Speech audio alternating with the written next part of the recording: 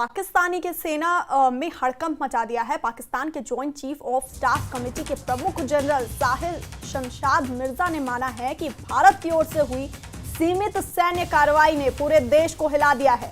मिर्जा का कहना है कि अगली बार अगर भारत ने हमला किया तो उसका असर पूरे पाकिस्तान में महसूस होगा।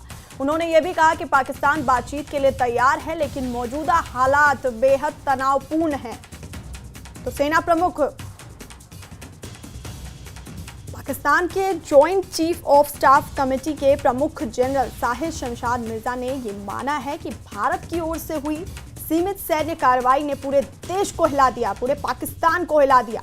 मिर्जा का कहना है कि अगली बार अगर भारत ने हमला किया तो उसका असर पूरे पाकिस्तान में महसूस होगा। और साथ ही उन्होंने कहा कि पाकिस्तान बातचीत के लिए तैयार है, लेकिन मौजूदा हालात बेहद तनावपूर्ण हैं। तो भारत के ऑपरेशन सिंदूर ने पाकिस्तान की सेना में हड़कंप मचा दिया है।